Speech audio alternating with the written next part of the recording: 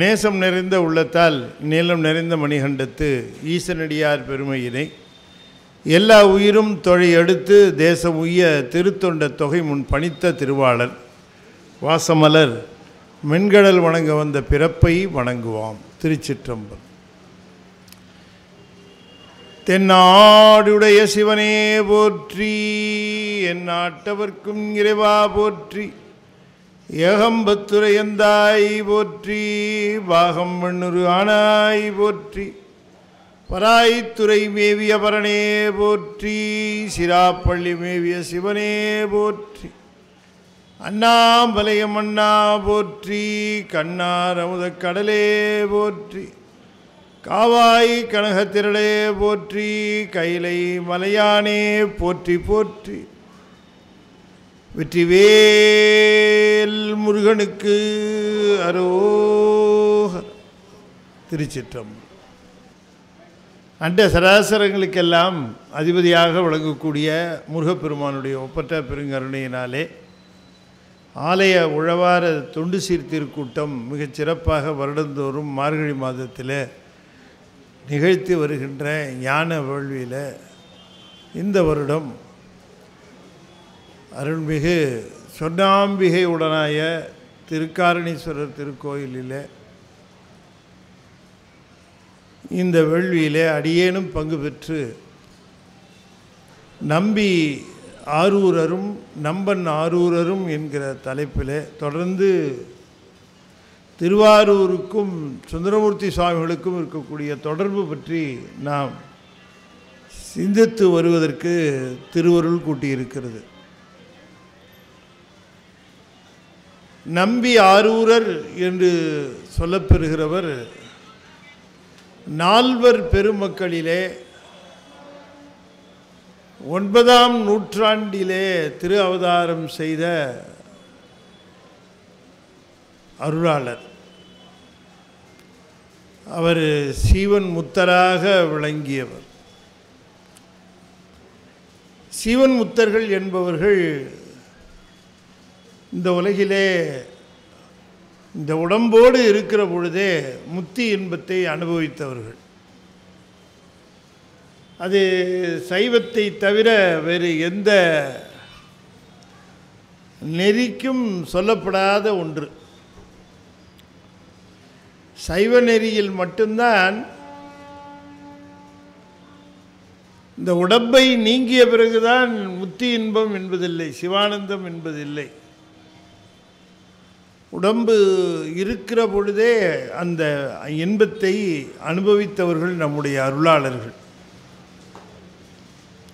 இன்னும் சொல்லப்போனால் அந்த பேரின்பமாகி இருக்கக்கூடிய சிவானந்தத்தை அனுபவித்த பிறகு இந்த மண்ணுலகிலே உயிர்களை நெறிப்படுத்துகின்ற மிக உயர்ந்த குறிக்கோளிலே வாழ்ந்தவர்கள். அவருடைய வாழ்க்கை முழுவதுமே மெயின் நெறியாம் சிவநெறியை இந்த உலகிலே பரப்புவதற்கே அமைந்தவை.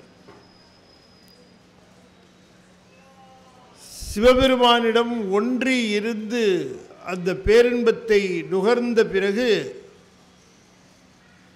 இந்த உலகிலே மற்ற எல்லாமே அவர்களுக்கு அற்பமாக தெரியும்.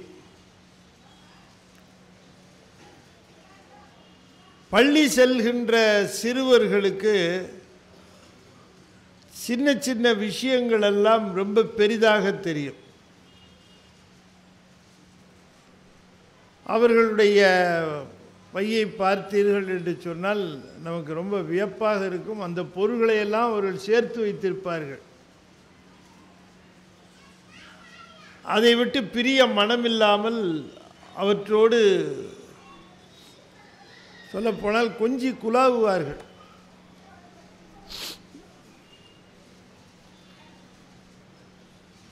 இன்றைக்கும் எத்தனை மாணவர்கள் அப்படி செய்கிறார்கள் தெரியல. புத்தகத்துக்குள்ளேயே மயில் இறகு வைத்து வச்சா கூட பரவாயில்ல, அது குட்டி போடும் என்று எதிர்பார்த்து கொண்டிருப்பார்கள் இல்லையா? மயில் இறகு வச்சிருக்கிறது கூட பெருசு இல்லை, அது குட்டி போடும் அப்படின்னுட்டு அதை புத்தகத்தில் வைத்திருப்பார்கள். அப்ப அந்த விஷயம் அவர்களுக்கு ரொம்ப மிகப்பெரிய விஷயமா தெரியும். இப்போ உங்க பர்சுக்குள்ள ஒரு மயில் இறக வச்சு குட்டி போடுன்னு வச்சுக்குவீங்களா? அது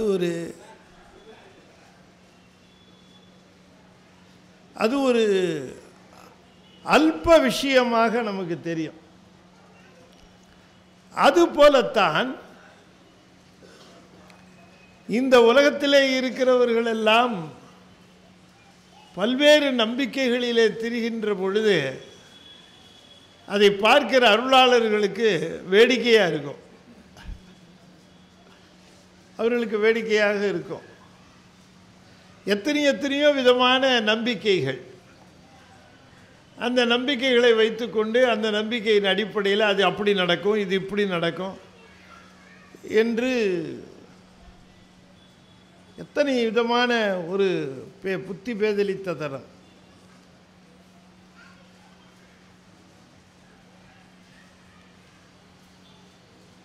உங்கள் வீட்டுக்குள்ளே புதையல் இருக்குது, ராத்திரி 12 மணிக்கு சுடுகாட்டில் ஒரு பூஜை போடணும் அப்படின்னு சொன்னால் நம்பி போகிறான்.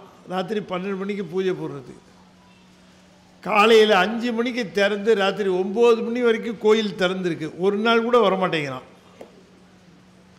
இந்த கோயிலுக்கு. அருள் செய்கிறவர் இங்கே இருக்கிறார், எங்கே தேடி போகணும்? இங்கே இருக்கிறார்.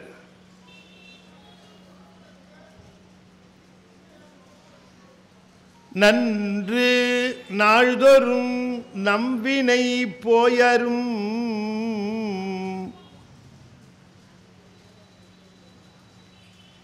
நன்று நாள்தோறும் நம்பினை போயரும் என்றும் இன்பம் தழைக்க இருக்கலாம். அப்பர் சொல்றார், என்றும் இன்பம் தழைக்க இருக்கலாம்.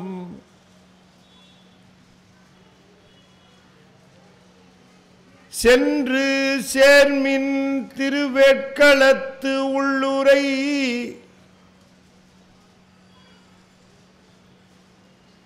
பொன்னின் கொன்றை சடையனார் திருவடிக்கே. சென்று சேர்மின் வேட்களத்து உள்ளுரை, பெருமானிடம் சென்று சேருங்கள். நன்று நாள்தோறும், நாள்தோறும் நன்றுனர், நாள்தோறும் நம் வினை போய் அரும்னர். நம் வினை போய் அரும் நாள்தோறும்,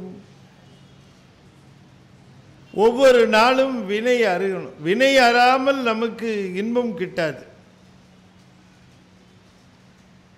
நம்முடைய எவ்வளவு முயற்சிகள் செய்தாலும் நம்முடைய வினைகள் நமக்கு எதிர்ப்பாக இருக்குமானால் நமக்கு நலன் கிட்டாது. வினையை நீக்கினாத்தான், வினை என்பது தடை, அது தடை போனால்தானே எந்த காரியமும் வெற்றி பெறும். ஆகையினாலே ரொம்ப பேர் என்ன நினைக்கிறாங்க, செல்வம் வந்துட்டா போதும்னு நினைக்கிறாங்க. செல்வம் வந்துட்டா போதும்னு நினைக்கிறாங்க. ஆனால் அது அப்படி அல்ல. செல்வம் வந்த பிறகு கூட செல்வத்திற்கும் செல்வத்தை அனுபவிப்பதற்கும் இடையில பெரிய கேப் இருக்கு. செல்வத்திற்கும் செல்வத்தை அனுபவிப்பதற்கும் இடையில பெரிய கேப் இருக்கு. செல்வம் உடையவர்களெல்லாம் செல்வத்தை அனுபவிக்கிறார்கள் என்று கருதிவிட வேண்டாம். ஒரு பகுதியைத்தான் அனுபவிப்பாங்க, மீதியை விட்டுட்டு தான் போகணும், பயன்படாது. அப்ப இந்த வினை என்று சொல்லக்கூடிய ஒன்று இருக்கிற, அந்த வினைகளை நீக்கினால்தான் நமக்கு அடைய வேண்டிய நன்மையை நாம் அடைய முடியும். இல்லைன்னா வெறும் நன்மையை கேட்டு பிரயோஜனம் இல்லை.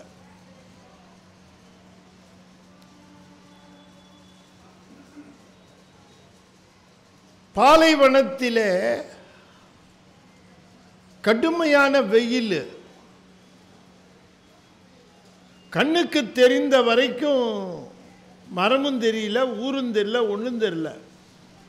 கொதிக்குது வெயில், சுடு மணல், நடந்து போகிறான் ஒருவன், தகிக்குது. அவனுக்கு அப்ப வேண்டியது என்ன?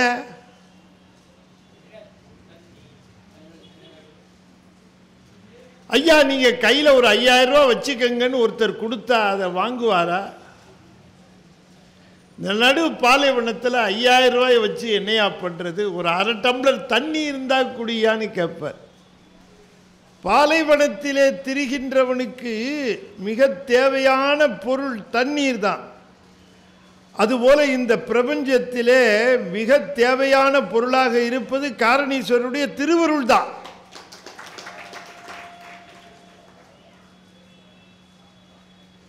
வருகிறவர் ஒருவர் நிறைய நீர் வைத்திருக்கிறார், பொற்காசுகள் வைத்திருக்கிறார்,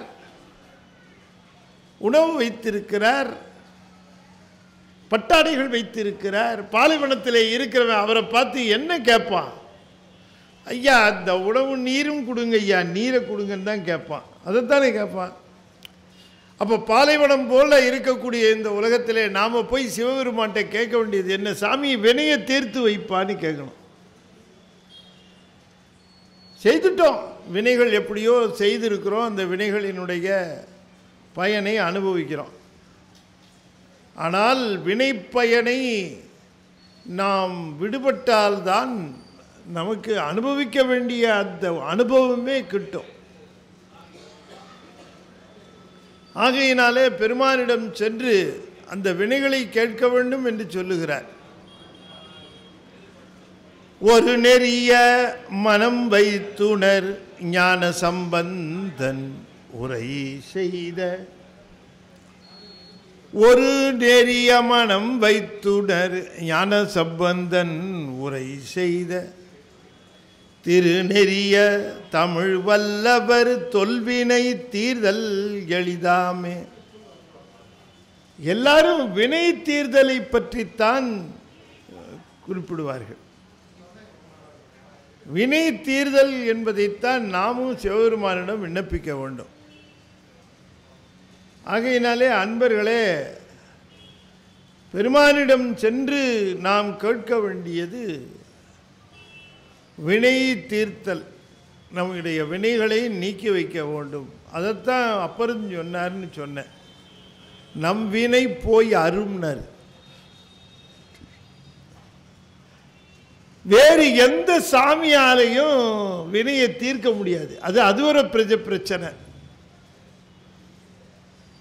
ஊர்ல எத்தனையோ சாமி இருக்கு. அந்த சாமிகிட்ட போனா உனக்கு காசு தரட்டுமா, வீடு தரட்டுமா, நிலம் தரட்டுமான்னு கேட்கும். ஆனால் வினையை நீக்குன்னு சொன்னால் அந்த சாமி சொல்லும், அது என்னால் முடியாது, ஏன்னா எனக்கே நிறையா வினை இருக்குது அப்படிங்கும். ஆமாம், வினைகள் இல்லாத ஒருவன் தானே வினையை தீர்த்து வைக்க முடியும். கண்ணிலே ஒருவருக்கு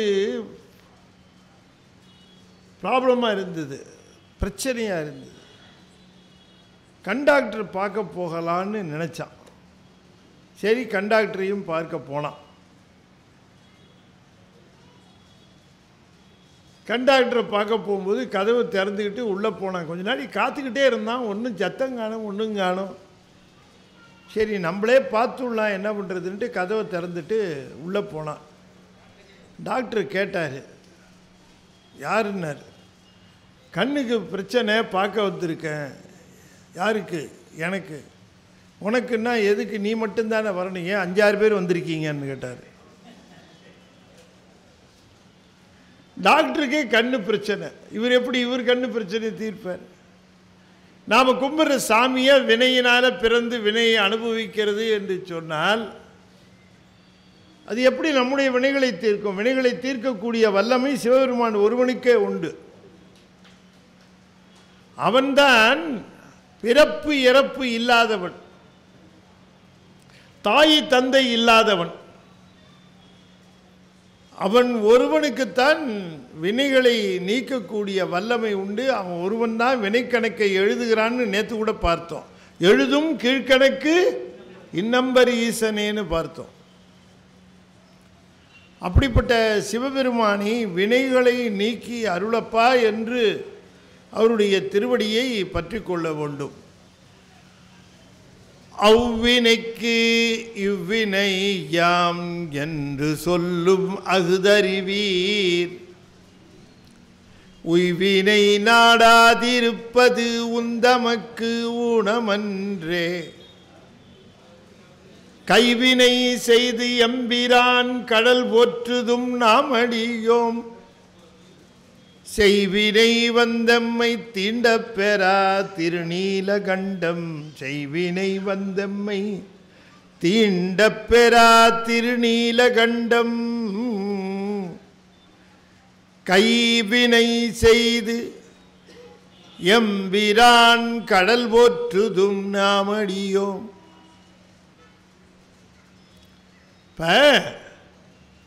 நமக்கு துன்பங்களை கொண்டு வந்து அந்தந்த நேரத்திலே ஊட்டுகிறவர்கள் நம்முடைய வேறு யாரும் இல்லை, சிவபெருமான் தான். வினை பயனை ஊட்டுகிறவன் சிவபெருமான் தான். அதையும் நாம் தெரிந்து கொள்ள வேண்டும். யாரோ ஒரு 9 பேர் இந்த வேலையை செய்கிறதா ரொம்ப பேர் நம்பிக்கிட்டு இருக்கிறாங்க.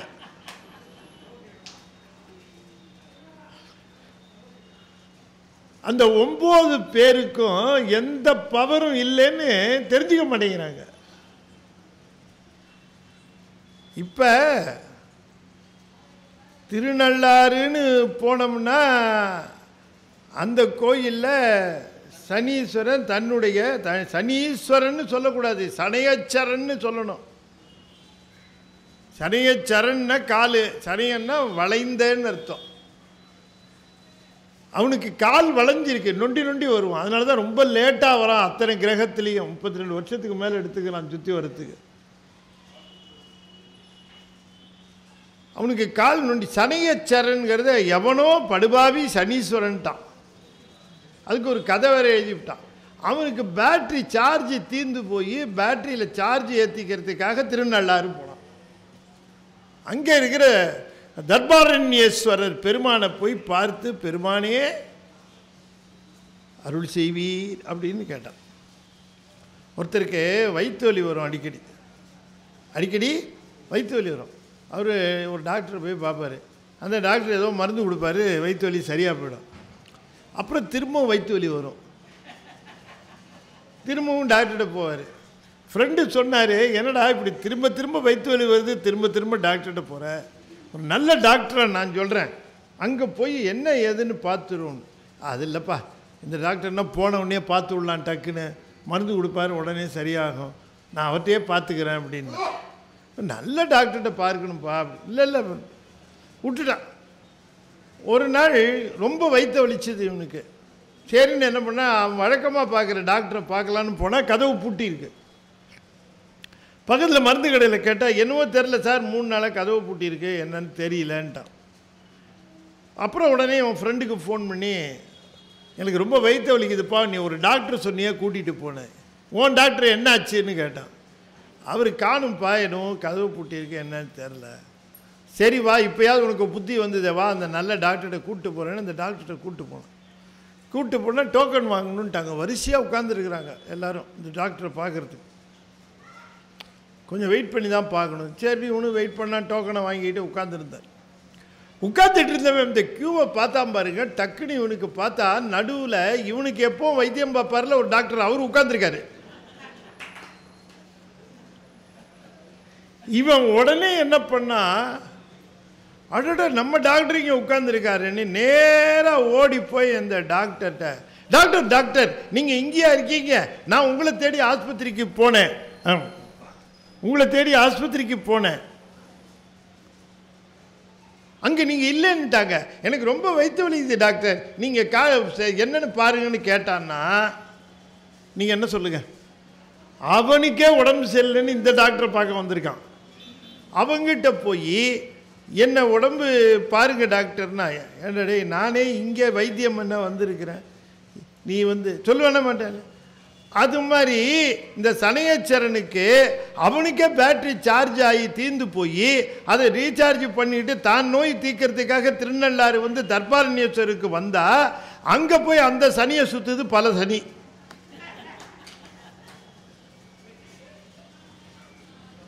சனி என்ன பண்ண முடியும்? இருக்கிறத கொடுக்க முடியும். கேஷியர் என்ன பண்ண முடியும்? செக்கில் எவ்வளோ அமௌண்ட் இருக்கோ அவ்வளோதான் கொடுக்கலாம். அதுக்கு மேலே கொடுக்க முடியுமா? கேஷியரு கொடுக்க முடியாது. என்ன இருக்கோ அதை கொடுப்பார், அவ்வளோதான். அப்போ அதை மாற்றி கொடுக்கணும். எனக்கு அமௌண்ட் அதிகமாக வேணும்னு சொன்னால் என்ன பண்ணணும்? நேராக மேனேஜரை போய் பார்த்து, சார் ஐயா ஒரு கொஞ்சம் ஓடி கொஞ்சம் பார்த்து கொடுங்க நமக்கு, இல்லை மேனேஜர் பார்த்து சாங்ஷன் பண்ணி கொடுப்பார். எனவே வினைப்பயன்களை தருகின்ற அந்த தரக்கூடிய நிலைகளிலே இருக்கக்கூடிய இந்த கிரகங்களை காட்டிலும் எல்லா விளைப்பயன்களையும் நீக்கி நலம் தரக்கூடிய ஒரே வல்லமை வாய்ந்த பதி காரணீஸ்வரர் ஒருத்தர் மட்டும்தான். அவர்கிட்ட வந்து சரணடைஞ்சிடணும். அவர்கிட்ட வந்து சரணடைஞ்சிடணும். அவர்கிட்ட வந்தோம்னா வினைப்பயனை மாற்றுவார், நம் வாழ்வை தேற்றுவார், நமக்கு வேண்டிய நலன்களை எல்லாம் அவர் கூட்டுவார். சாமிகிட்ட போய் சாமி அப்படின்னு போய் நிற்கணும். அதனால தான் திரும்ப திரும்ப சொல்லுங்க, வேறு எந்த சாமியினாலேயும் முடியாது. நீங்கள் இந்த ஊரில் உலகத்தில் எத்தனையோ சாமி இருக்கும், எந்த சாமிகிட்ட போனாலும் வினைப்பயனை நீக்க வல்லமை கிடையாது. அது சிவபெருமான் ஒருவனால்தான் முடியும். சிவன் ஒருவன் தான் வினைப்பயனை மாற்றுவான். ஆனால் மாற்றணும்னு அவன் நினைக்கணும். அவன் ஒருத்தன் தான் மாற்றுவான், ஆனால் மாற்றணும்னு அவன் நினைக்கணும். அதுதான் முக்கியம். சர்வ வல்லமை வாய்ந்த சிவபெருமானுடைய அடியார்கள் எல்லாம் யாருக்கும் பணிந்து இருக்க மாட்டார்கள். அதனால தான் அப்பர் சுவாமி சொன்னார், நாமார்க்கும் குடியல்லோம் நமனை அஞ்சோம், நரகத்தில் கிடப்படோம் நடலை அல்லோம், ஏமாப்போம் பிணியறியோம் பணிவோம் அல்லோம். பணிய மாட்டோம். ஏமாப்போம் பிணியறியோம் பணிவோம் அல்லோம், இன்பமே என்னாலும் துன்பமில்லை. நாமாக்கும் குடியல்லோம். இந்த ஓம்ங்கிறது இருக்க, அது நமக்கு பவர் கொடுக்கும். நீங்கள் அடிக்கடி ஓம் சொல்லணும். யாழ்ப்பாணத்துக்கெல்லாம் போனீங்கன்னா ஆம்னு சொல்ல மாட்டாங்க, ஓம்னு தான் சொல்லுவாங்க. என்ன நீங்கள் மட்டும்தான் வந்தீங்களா? ஓம். நம்ம என்ன சொல்லுவோம்? ஆமாம் அப்படிம்போம். நீங்கள் மட்டும்தான் வந்தீங்களா? ஆமாம். நீங்கள் தான் கொடுத்தீங்களா? ஆமாம். நீங்கள் தான் அங்கே நின்றுட்டு இருந்தீங்களா? ஆமாம். அப்படி தான் நம்ம சொல்லுவோம். அவங்க அப்படி இல்லை. நீங்கள் தான் அங்கே நின்றுட்டீங்களா? ஓம். நீங்கள் தான் அதை எழுதினீங்களா? ஓம். அப்படி ஓம் ஓம்னு சொல்லுவாங்க. யார்? வெளிநாட்டுக்காரனா சொல்கிறது? யார்? நம்ம தமிழன். யாழ்ப்பாணத்தில் இருக்கக்கூடிய சிலோனில் இருக்கக்கூடிய நம்ம தமிழன் ஓம்னு தான் சொல்கிற வழக்கம். ஆம்னு இல்லை. ஓம்னா ஆன்ம பலம் ஏறிக்கிட்டே போகும். ஓம் ஓம் ஓம் ஓம்னு சொல்லி பாருங்க, பலம் ஏறும். ஓம் ஓம் ஓம் ஓம். ஒரு 1000 பேர் சேர்ந்து ஒரே நேரத்திலே ஓம் என்று ஒலி எழுப்பினால் செவுரு கிராக் விட்டு உடைஞ்சிரும். அத்தனை ஆற்றல் இருக்குன்னு கண்டுபிடிச்சிருக்கான். ஓம் என்கிறது அவ்வளவு ஆற்றல். அந்த ஆற்றலை இந்த பாடல்ல வச்சிருக்கார். நாமார்க்கும் குடியல்லோம் நமனை அஞ்சோம், நரகத்தில் கிடப்படோம் நடலை அல்லோம். ஓம் ஓம் ஓம் அவ்வளோ ஆற்றல். ஏமாப்போம் பிணியறியோம் பணிவோம் அல்லோம், இன்பமே என்னாலும் துன்பமில்லை. ஆஹா, கேட்குறதுக்கே எவ்வளோ இருக்குது. நம்ம வாழ்க்கை எப்படி இருக்குன்னா, துன்பமே என்னாலும் இன்பமில்லை, அந்த மாதிரி வாழ்க்கை தான் இருக்குது. காலையில் எழுந்திரிச்சதுலேருந்து ராத்திரி போகிற வரைக்கும் ஊரில் இருக்கிற அத்தனை பிரச்சனையும் நமக்குத்தான்.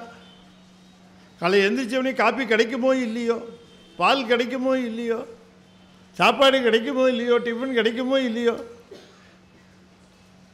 பொங்கல் பரிசு 1000 ரூபாயோட கிடைக்குமோ இல்லையோ, இல்லை வெறும் 1000 ரூபா தான் கிடைக்குமோ, இல்லை பொங்கல் பரிசு மட்டும் கிடைக்குமோ, கரும்பு இருக்குமோ இருக்காதோ, சொத்த கரும்பு தான் நமக்கு வருமோ, எத்தனை கவலை, அவ்வளவு கவலையோடு திரியிறோம். இன்பமே என்னாலும் துன்பமில்லை. ஏன் ஏன் இன்பமே என்னாலும் துன்பம் இல்லைன்னாரு? அது எப்படிங்க சாமி உங்களுக்கு மட்டும் இன்பமே என்னாலும் துன்பம் இல்லைன்னா? தாமார்க்கும் குடியல்லா தன்மையான சங்கரன் நற்சங்க வெண்குழைக்காதிர்கோமார்க்கே நாம் என்றும் மீளாளாய் கொய்மலர் சேவடி இணையே குறுகினோமே. நாங்கள்லாம் சிவபெருமானுக்கு அடிமைப்பட்டோம், நாங்கள்லாம் சிவபெருமானுக்கு அடிமை என்று சொல்லி அங்கே குறுகி நிற்கிறோம். யாரெல்லாம் சிவபெருமானுக்கு முன்பாக வந்து குறுகி நிற்கிறார்களோ அவர்களெல்லாம் பிரபஞ்சத்திலே எல்லாருக்கும் முன்னால் நிமிர்ந்து நிற்பார்கள். இங்க வந்து குறுகுனா அங்க நிமிர்ந்து நிற்கலாம். இங்க வந்து குறுகலேன்னு வச்சுங்க, அங்க இருக்கிறவனுக்கெல்லாம் குனிஞ்சு குனிஞ்சு கும்பிடு போடணும், எல்லாருக்கும் கும்பிட்டு போகணும். தாமார்க்கும் குடியல்லா தன்மையான சங்கரன். அவன் எப்படி தாமார்க்கும் குடியல்லா தன்மை, யாரையும் நம்பி இல்லை, அவன் யாரையும் நம்பி இல்லை.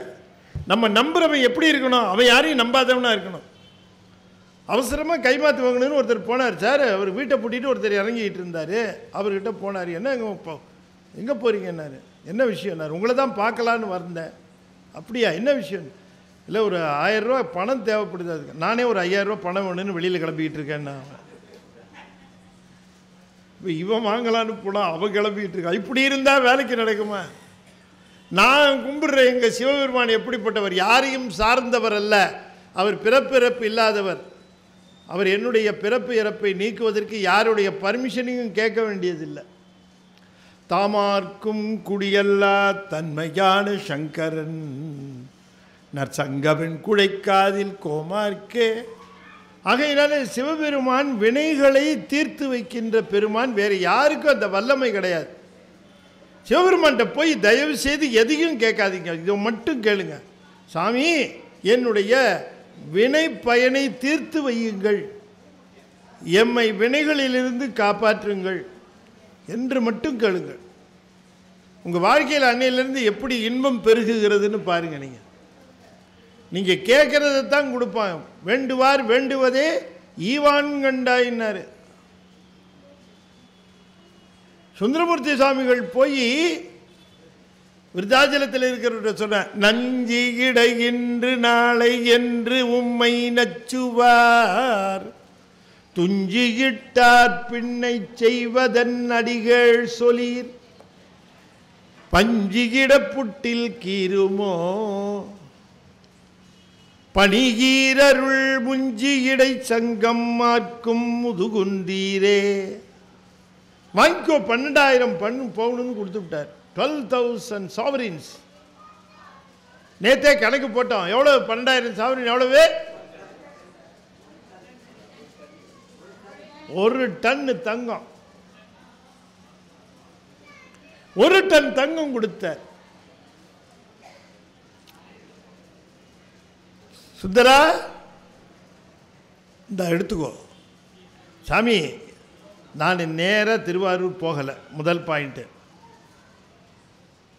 திருவாரூர் போனால் இதை எடுத்துகிட்டு போகிறத பற்றி யோசிக்கலாம். நான் இன்னும் பல கோயில்களுக்கெல்லாம் போக வேண்டியிருக்கு. இந்த கோயிலெலாம் போயிட்டு தான் திருவாரூர் போவேன். இந்த 1 டன் வெயிட்டை எப்படி தூக்கிட்டு போகிறது? அப்போ 2வது வழியில் தூக்கிட்டு அப்படியே ஏற்பாடு பண்ணி போனாலும் சுந்தரர் நம்பியாரூர் 1 டன் தங்கத்தோட வராருன்னு எல்லாரும் எஸ்எம்எஸ்லேயும் வாட்ஸ்அப்லேயும் செய்தி போட்டுருவோம். அது நமக்கு பெரிய ஆபத்தாக முடியும். அதனால் அது சிக்கல் 2. 3வது, திருவாரூரில் இருக்கிறவங்கெல்லாம் நான் எங்கேயோ போய் யார்கிட்டையோ பணம் கேட்டு மனிதர்கள்ட்ட கேட்டு வாங்கிட்டு வரணும்னு ஒரு சந்தேகப்படுறாங்க. நான் சிவபெருமான்கிட்ட தான் வாங்கிட்டு வரேன்னு சொன்னால் யாரும் நம்ப மாட்டேங்கிறேன். அதனால் திருவாரூரில் இருக்கிறவங்கெல்லாம் பார்க்குற மாதிரி காசு கொடுக்கணும். அவங்கெல்லாம் பார்க்குற மாதிரி கொடுக்கணும். இருக்கிறதுலையே ஹையஸ்ட் அமௌண்ட் இது தான், 12,000 பவுனு. அது எல்லாரும் பார்க்குற மாதிரி நீர் கொடுத்தீர்னா உமக்கு பெருமை. சாமி என்ன சொன்னார்? சரி 12,000 பவுனையும் இங்கே பாரு, இந்த மணிமுத்தாறுன்னு ஓடுது. மணிமுத்தாரும் வெள்ளாரும் கூடுகிற இடம் திருக்கூடலை ஆற்றூர்னு பேர். அது 2ம் ஓடி போய் கூடலை ஆற்றூரில் சேரும். வெள்ளாறுன்ற ஆற்றுல போய் கலக்கும். 12,000 பவுனியும் நீ அந்த மணிமுத்தாறில் போடு. அதை போய் உங்கூர் திருவாரூர் கமலாலய குளத்தில் எடுத்துக்கோ அப்படின்னு. அப்படியே செய்கிறேன் சாமின்னு கொண்டு போய் குளத்தில் அடியார்களை எல்லாம் அழைச்சிட்டு போய் கொட்டுங்கப்பா அப்படின்னு சொல்லி கொட்டி ஒன்று காசு மட்டும் எடுத்து வச்சுக்கிட்டார், மச்சம் சரியாக பார்க்குறதுக்காக. அதுதான் கொடுக்குறார். கொடுத்துட்டு எல்லா தலங்களுக்கும் போனார், மறந்துட்டார். அதுக்கப்புறம் திருவாரூர் வந்தார். திருவாரூர் வந்தப்புறம் என்ன செஞ்சிருக்கணும்? நம்ம முதல்ல வந்தவுடனே என்ன செய்வோம்? முதல் வேலை ஊருக்குள்ளே நுழைஞ்சவொடனே நேராக குளத்தில் போய் டைவ் அடித்து உளுந்து என்ன ஆச்சு, இந்த பணம் வந்திருக்கா இல்லையா, அப்படி தானே பார்க்கணும். மறந்தே போயிட்டார்.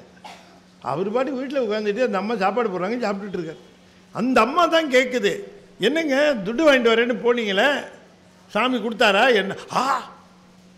என்னாச்சு? 12,000 பொண்ணு கொடுத்தாரு. எங்கே நீங்கள் வெறுங்கையால் வந்தீங்க?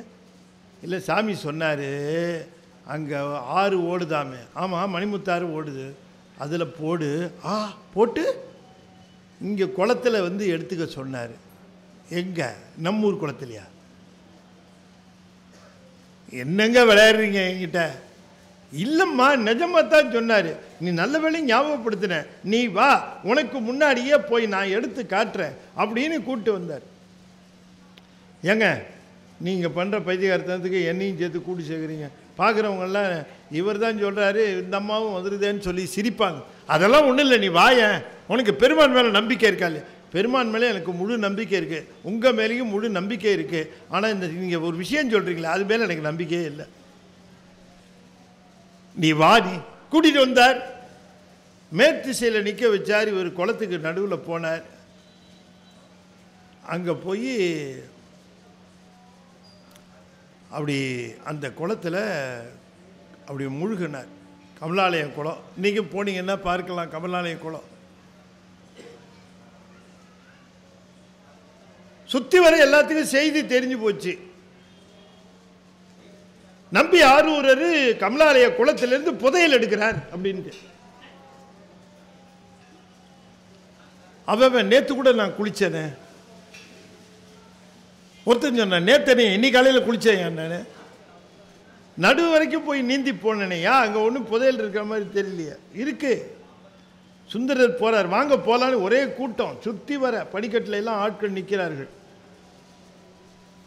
இவர் சுந்தரர் அந்த தண்ணிகிட்ட நடுவில் குளத்துக்கிட்ட வந்தார். அப்படி நிமிர்ந்து பார்த்தார் சுற்றி இருக்கிற கூட்டத்தை. நம்ம மனைவிக்கிட்ட மட்டும்தானே சொன்னோம், அது எப்படி இந்த உலகத்துக்கே தெரிஞ்சுது இந்த விஷயம்? இத்தனை பேர் நிற்கிறார்களே, சரி நிற்கட்டும், நம்ம சாமி மேலே நமக்கு நம்பிக்கை இருக்கு அப்படின்னுட்டு உள்ளே குனிஞ்சு கையில் அப்படியே தொழாவினார். என்னவோ அற்றைக்கு இட்டு தேடுவார் போல்னார். அப்போதான் போட்டவர் எடுக்கிற மாதிரி. இப்போ ஒரு பரிசு விழுந்துருச்சு, நம்ம என்ன பண்ணுவோம், டக்குன்னு போய் தொலாவி பார்ப்போம்ல, அப்போ தான் போட்டால் நல்லா முக்கியமாக அந்த இடத்துல. அது மாதிரி ஒரு இடத்துல போய் இப்படி தொலைவினாராம். என்ன இருக்கும், ஒன்றும் இல்லை. இப்படி தொலைவி பார்த்தாரு, ஒன்றும் கிடைக்கல. மேலே வந்துட்டார். அந்த அம்மா அப்படியே பார்த்துட்டு இருந்துச்சு.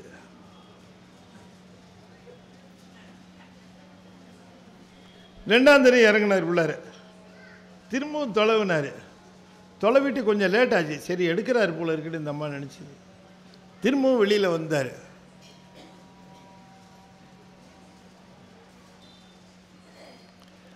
யோசிச்சார். அப்புறம் தான் ஞாபகம் வந்தது. எப்பவுமே ஒரு ஊர்லேருந்து இன்னொரு ஊருக்கு பணத்தை அனுப்புறோம்னா பேங்க்கில் என்ன செய்வாங்க?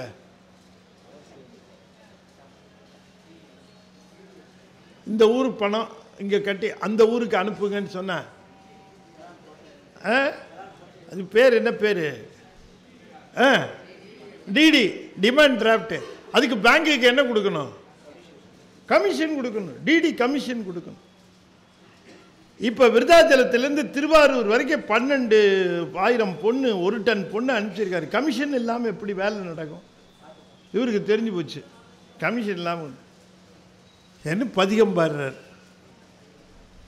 பொன் செய்த மேனிகி நீர் புலித்தோலை அரைக்கசைத்தீர்.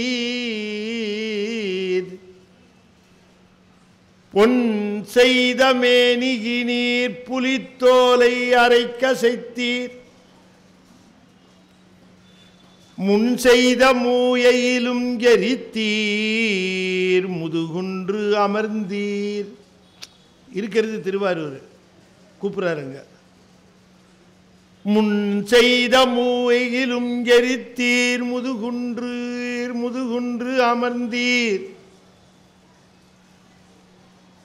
பொன் செய்த மேனிகி நீர் புலித்தோலை அரை கசைத்தீர். முன் செய்த மூயையிலும் எரித்தீர். முதுகுன்று அமர்ந்தீர். மின் செய்த நுண்ணிடையாள் பறவை இவழ்தன் முகப்பே என் செய்தவாறு இது அடிகள் அடியேன் கிட்டளம் கெடவே. பொன் செய்த மேனியினீர். செய்தன்னா போன்றன்னு அர்த்தம். செய்தன்னா என்ன அர்த்தம்? போன்ற அப்படின்னு அர்த்தம். தமிழுக்கு ஒவ்வொரு சொல்லுக்கும் ஒவ்வொரு இடத்துல அழகு, ஒவ்வொரு இடத்துல. அதுதான் அந்த தமிழினுடைய ஒரு ஏ ஒரு ஓ, இதுக்கெல்லாம் பொருள் இருக்கும். வேற எந்த மொழியில் எடுத்தாலும் ஏ ஓ இதுக்கெல்லாம் பொருள் இருக்குமான்னு எனக்கு தெரியல. ஏன்னா ஒருன்னு ஒரு அர்த்தம் வரும் ஆங்கிலத்தில். ஓ அப்படின்னா ஏதோ எக்ஸ்க்ளமேஷனு, ஓ அப்படி, அவ்வளோதான். ஆனால் நமக்கு தமிழில் ஓன்னா ஏன்னா 5-6 பொருள் இருக்கு. ஏகாரம் பிரிநிலை பொருளில் வந்தது.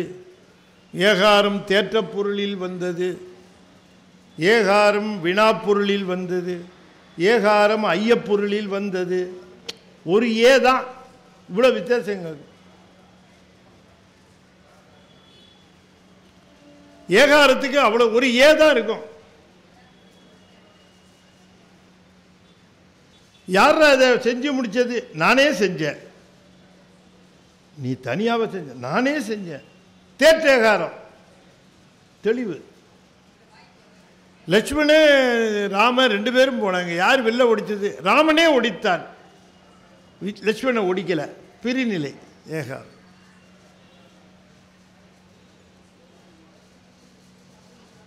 உங்கள் அண்ணன் உங்கள் மேலே ரொம்ப கோச்சிட்டு இருந்தாரே, உங்கள் வீட்டுக்கு கல்யாணத்துக்கு வந்தாரா? நல்லா வருவானே.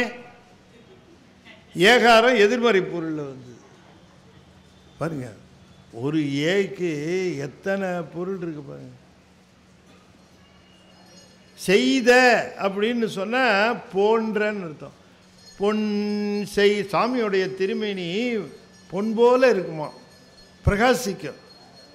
பொன்னார் மேனியனே, அது முன்னையும் சொல்லுவார். இங்கே சொல்லுகிறார், பொன் செய்த மேனியினீர் புலித்தோலை அரைக்க செத்தீர். முன் செய்த மூயையிலும் எரித்தீர் முதுகுன்று அமர்ந்தீர். 3 திரிபுரங்களை எரித்தீர். உயிர்களுக்கு ஆணவம், கண்மம், மாயை என்று சொல்லக்கூடிய மும்மலங்களையும் நீக்கினீர். முதுகுன்று என்று சொல்லக்கூடிய திருத்தலத்திலே அமர்ந்திருக்கின்றீர். முதுகுன்று அமர்ந்தீர்.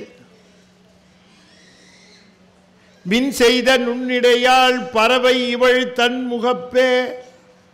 பறவை நாச்சியார், சாமி என்னை இப்படி பண்ணலாமா? நான் வீட்டுக்காரமாவை உண்மை நம்பி அழைச்சிட்டு வந்தேன். அவள் வரும்போதே சொன்னா, என்னையா ஆற்றுல போட்டு குளத்தில் எடுக்கிறது நடக்குமா? இதெல்லாம் நடக்கக்கூடிய காரியமானு கேட்டுட்டு வந்தா.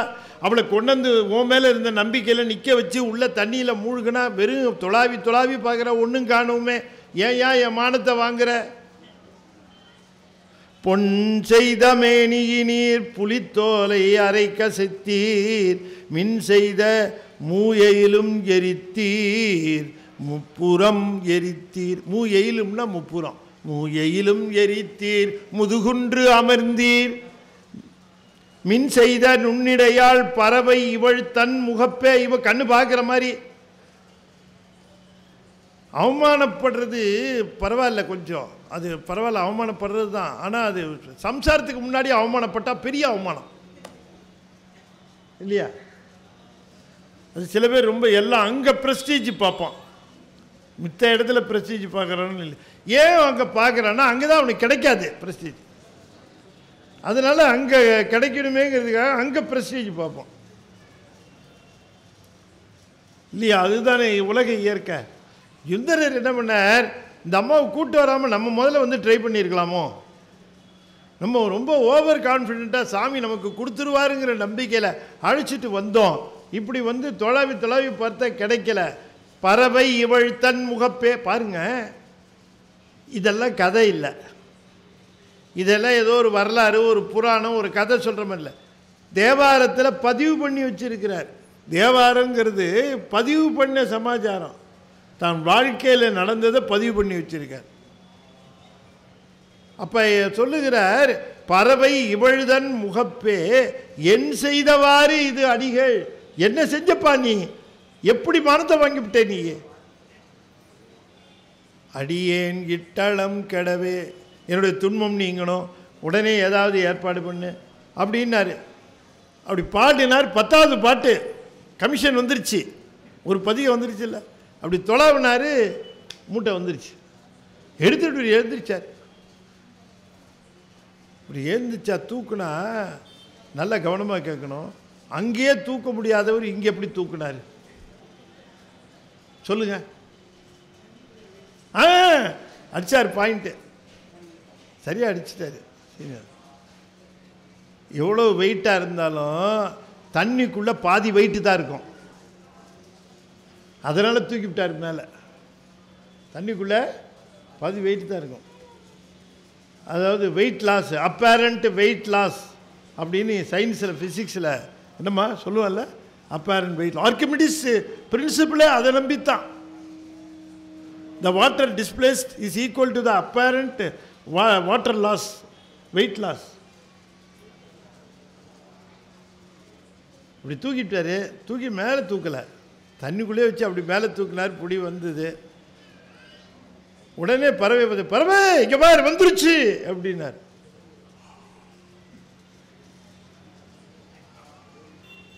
உண்மையிலேயே நீங்க ரொம்ப பெரியவர் சாமி, பெரியவர் சாமி.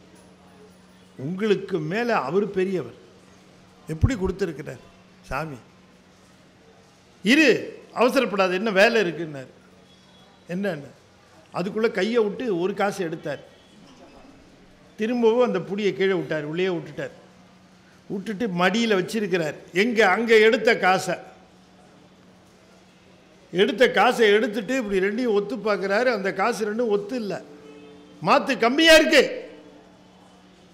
மாற்று கம்மியாக இருக்கு, இந்த மூட்டை எனக்கு வேண்டாம், வேற மூட்டை கொடுன்னாரு. திரும்பவும் குனிஞ்சி எடுத்தார், அதே மாற்று இருந்தது. அது அப்படியே தண்ணிக்குள்ளேயே பிடிச்சி இழுத்துட்டு வந்து கரையில் வச்சார். அப்புறம்லாம் அன்பர்கள் வந்து உதவினார்கள். இது 5 கண்டத்தில் வேறு யாருக்கும் செஞ்சதில்லை. 5 கண்டத்தில் சுந்தரருக்கு மட்டும்தான் செஞ்சிருக்கார். 5 கண்டத்தில் செய்யறதுக்கு எந்த கடவுளாலையும் முடியாது, சிவபெருமான் ஒருவனால தான் முடியும். பறவை இவள் தன் முகப்பே என் செய்தவாறு அடிகள் இது அடியேன் கிட்டளம் கெடவே அப்படின்னார். அவருக்கு சுவாமி வந்து அருள் செய்தார். அந்த 12,000 பொன்னையும் எடுத்து பறவைகிட்ட கொடுத்தார். இஷ்டப்படி நீ செய்வோம் அப்படின்னுட்டார். அந்த அம்மையார் வாங்கி கொண்டார்கள். ரொம்ப நிம்மதியாக அந்த ஆரூரில் வாழ்க்கை நடத்தி கொண்டு இருந்தார். அப்படி சொல்லுகிற பொழுது அது யோக வாழ்க்கை, பயில் யோக வாழ்க்கைன்னார். அப்படி வாழ்ந்து கொண்டு இருக்கிற பொழுது, பரவமா நான் இன்னும் கொஞ்சம் தலங்களுக்கெல்லாம் போகணும், நான் இன்னும் தொண்டை நாட்டுக்கு போகலை, அந்த தொண்டை நாட்டுக்கெல்லாம் நான் போயிட்டு வரேன். சரி நீங்கள் போயிட்டு வாங்க. இப்போ நம்ம வீட்டு அம்மா என்ன சொல்லுவாங்க, நீங்கள் போகிறீங்களே என்னையும் கொஞ்சம் கூட்டிகிட்டு போங்க, அந்த தலத்துக்கெல்லாம் வரேன்னு சொல்லுவாங்களா இல்லையா? ஆனால் பறவையார் சொல்ல மாட்டாங்க. ஏன்னு கேட்டால் பறவையாருக்கு திருவாரூர் பெருமானை விட்டு ஒரு நாள் கூட பிரிய முடியாது. ஆரூர் பெருமானை விட்டு ஒரு நாள் கூட அகல மாட்டார்கள். அதனால் சுந்தரர்கிட்ட, சாமி நீங்கள் எங்கே வேணால் போயிட்டு இங்கே வாங்க, ஆனால் நான் திருவாரூரை விட்டு வரமாட்டேன், ஊர் எல்லையை தாண்ட மாட்டேன். ஆரூர் பெருமானை நீங்கினால் என் உயிர் போயிடும், என் உடம்பில் இருந்து. நீங்கள் எல்லா உயிர்களுக்கும் உய்விக்க வந்தவர்கள், நீங்கள் எல்லா தலங்களுக்கும் சென்று பதிகம் பாட வேண்டியவர்கள். ஆனால் நான் அப்படி அல்ல, நான் இங்கே ஆரூர் பெருமானுக்கு மட்டுமே தொண்டு செய்ய பிறந்தவள், இவருக்கே தொண்டு செய்வேன். அதனால் நீங்கள் எங்கே வேணாலும் போயிட்டு வந்துடுங்க சாமின்னு சரிட்டு சுந்தரர் தலைப்பயணமாக கிளம்புகிறார். கிளம்புகிற பொழுது அப்படி சோழ நாட்டினுடைய அந்த வடக்கு பக்கமாக இருக்கக்கூடிய தலங்களை பார்த்து நடுநாட்டில் தான் இருக்கிறார். நடுநாட்டிலேருந்து சோழ நாட்டுக்கு வந்திருந்தார் திருவாரூருக்கு. இப்போ திரும்பவும் நடுநாடு வழியாக வடக்கு பக்கமாக வருகிறார். வடக்கு பக்கமாக வந்து பல தலங்களை பார்த்து கொண்டே திரு ஒற்றியூர் என்கிற திருத்தலத்திற்கு வருகிறார். பாட்டும் பாடி பரவி திரிவார் ஈட்டும் வினைகள் தீர்ப்பார் கோயில். பாட்டும் பாடி பரவி திரிவார், யார் ஒருவர் சிவபெருமானுக்கு முன்பாக வந்து திருப்பதிகத்தை பாடுகிறார்களோ அவர்களுடைய வினைகளை ஓட்டுவானம் சிவபெருமான். அங்கே பாடிவிட்டு அங்கேயே தங்கி விட்டார். திரு ஒற்றியூரிலேயே தங்கி இருக்கிறார். ஒற்றியூரில் தங்கி இருக்கிற காலத்தில் பெருமான் அங்கேயும் புற்றீசர் தான் அவர். சுவாமி கவசம் சாத்தியிருக்கோம், திருவாரூர் போலவே இருக்கும் ஒற்றியூரும். அங்கேயும் தியாகராஜ பெருமான் உண்டு, திருவொற்றியூர்லேயும் தியாகராஜ பெருமான் உண்டு. அங்கேயும் சாமி படம்பக்கநாதர்னு பேர், இங்கே வன்மீகநாதர்னு பேர், அங்கே படம்பக்கநாதர்னு பேர். அதனால் அவருக்கு கொஞ்சம் அட்டாச்மெண்ட்டு எது மேலே, திரு ஒற்றியூர் மேலே. அதனால் ஒற்றியூரில் ரொம்பவும் மகிழ்ந்து அங்கேயே இருந்து கொண்டு இருக்கிறார். அப்படி ஒரு நாள் சென்று படம்பக்கநாதரை வழிபாடு செய்கிறார். அப்படி வழிபாடு செய்துவிட்டு அப்படியே வருகிறார், கோயிலுக்குள்ளேயே வருகிறார், மண்டபத்துக்கு வருகிறார். மண்டபத்தில் இருக்க அடியார்களெல்லாம் பூ தொடுத்து கொண்டு இருக்கிறார்கள். மண்டபத்தில் அடியார்களெல்லாம் பூ தொடுத்து கொண்டு இருக்கிறார். சிவபெருமானுக்கு பூ கைங்கரியங்கிறது ரொம்ப சிறப்பான கைங்கரியம். அதை வந்து அந்த காலத்தில் சரியை தொண்டில் அது மிகச்சிறப்பாக சொல்லப்பட்டு இருக்கிறது. புண்ணியம் செய்வார்க்கு பூவுண்டு நீருண்டு அண்ணலும் அது கண்டு அருள் செய்யா நிற்கும்னு சொன்னதுக்கு காரணம், பூவை நாம் உரிய முறையிலே எடுத்து கொண்டு போய் சிவபெருமானுக்கு சாற்ற வேண்டும்.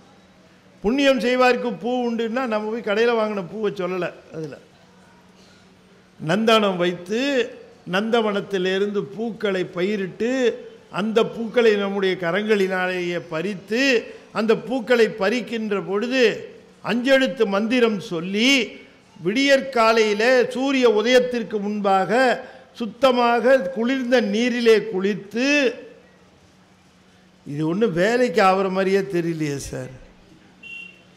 அம்மா எந்த பூவை சொல்கிறார், பூவும் நீரும் அப்படின்னு சொன்னால் அது எந்த பூவை சொல்கிறாருன்னு பார்க்கணும். போகிற போக்கில் கடையில் அப்படியே கொடுங்க, ஒரு 5 20 ரூபாய்க்கு கொடுங்க, 30 ரூபாய்க்கு கொடுங்கன்னு வாங்கிட்டு போகிற பூவை சொல்லலை. உடனே ஆவுன்னு அந்த பழமொழி எடுத்து சொல்லுகிறான், புண்ணியம் செய்வாருக்கு பூ உண்டு நீர் உண்டு அப்படிங்கிறாங்க. அந்த பூ என்ன பூ? சிவகாமி ஆண்டாருங்கிறவர் பெரிய புராணத்தில் எப்படி அந்த பூவை பயிரிட்டு எப்படி எடுத்து போனார் அப்படிங்கிறத பெரிய புராணத்தில் வருகிறது.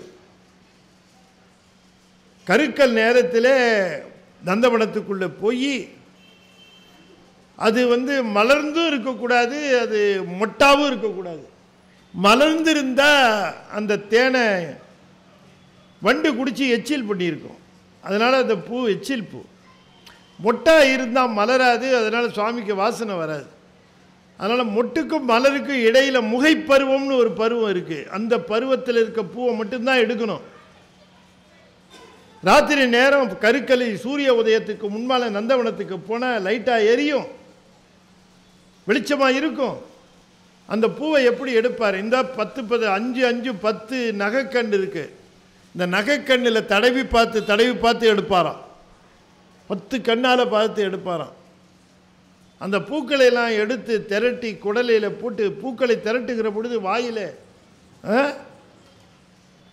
அந்த கவசத்தை அணிந்து கொண்டு, ஏன் வாய் கவசத்தை அடிக்கணும்? பூவை பறிக்கிற பொழுது 5 எழுத்து சொல்லிக்கிட்டே பறிக்கணும். நம சிவாய நம சிவாய நம சிவாய 5 எழுத்து சொல். இது சிவனுக்கு சேர வேண்டிய பூ, இது சிவனுக்கு சேர வேண்டிய பூ என்று சொல்லி அதை பறிக்கணும். அப்படி 5 எழுத்து சொல்லுகிற பொழுது எச்சில் பட்டுடும்.